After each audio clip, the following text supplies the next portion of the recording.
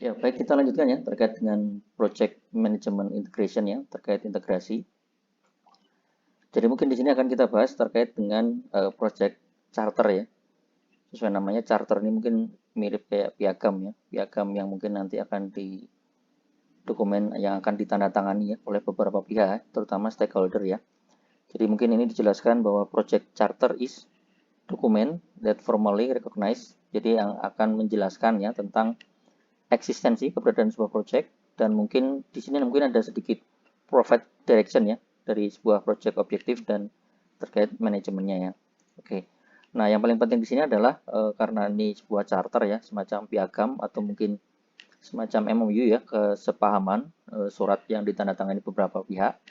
Maka di sini key project stakeholder-nya harus menandatangani ya sebagai tanda bahwa memang project ini melibatkan siapa aja ya, termasuk di sini mereka mengetahui ya akan ada proyek ini dan mereka juga secara baik secara formal maupun secara moral mendukung terkait proyek tersebut ya. Oke, nah jadi salah satu output dari kegiatan di Project Integration Management di tahap inisiasi ini adalah nanti sebuah charter atau sebuah dokumen atau sebuah MOU yang sudah ditandatangannya. Oke, nah di dalam ini ada gambaran ya terkait dengan Project Charter. Kita membutuhkan apa aja, kemudian outputnya apa ya. Jadi untuk menyusun dokumen charter ini ada beberapa dokumen yang kita butuhkan. Jadi ada project statement of work, ada business case, ada agreement dan seterusnya ya. Kemudian ini toolsnya menggunakan expert judgment. Nanti outputnya adalah sebuah project charter ya. Nah, ini salah satu contoh bentuk project charter. Mungkin memang project charter ini saya kasih gambaran sedikit ya. Project charter memang nggak harus panjang-panjang ya. Seperti dokumen kontrak aja sebenarnya, kayak dokumen kontrak atau piagam. Kalau Anda lihat namanya piagam atau dokumen kontrak kan biasanya nggak panjang ya. Makanya di sini mungkin di sini hanya ada contoh di sini ya, ada project title, kemudian ada key schedule milestone, jadi milestone-nya mau kapan aja ya. Kemudian ada informasi budget, kemudian ada informasi PM yang ditunjuk siapa, objektif dari projectnya apa, kemudian kriteria suksesnya mungkin juga udah kita definisikan.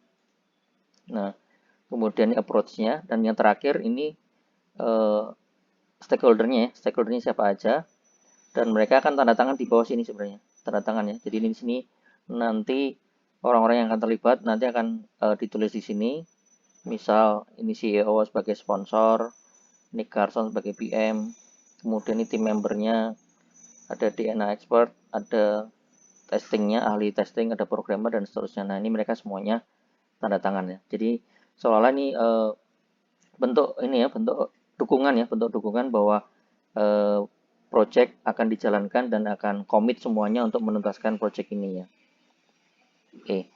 Nah, selanjutnya kalau kita lihat setelah menyusun di bagian project charter, di bagian inisiasi, kita lanjut di fase selanjutnya adalah di fase planning ya, planning. Nah, di dalam planning ini sama ya, kurang lebih ini kita membuat dokumen project management plan. Intinya ya ini sama ya, dokumen yang digunakan untuk mengkoordinasikan termasuk rencana-rencana dan bagaimana nanti mengeksekusi dan mengendalikannya ya.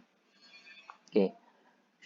Nah, biasanya ya isi dari sebuah project management plan misalnya ya ada overview untuk project mirip seperti charter tapi mungkin lebih detail lagi ya.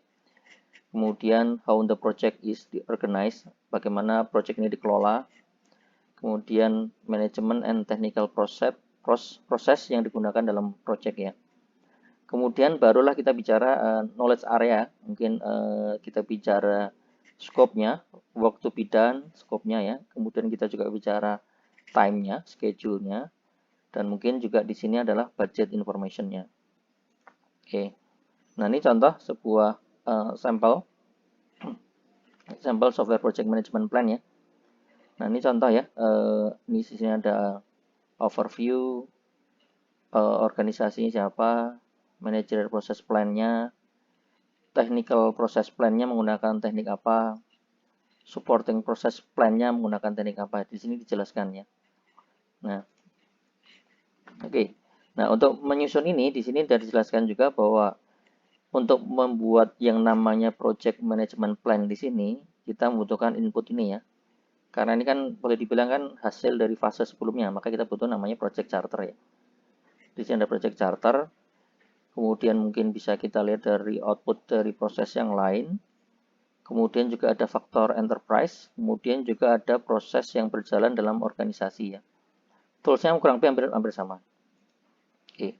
Nah, ini kurang lebih ya terkait dengan yang namanya tadi ya untuk dua hal ya, project charter dan project management plan-nya.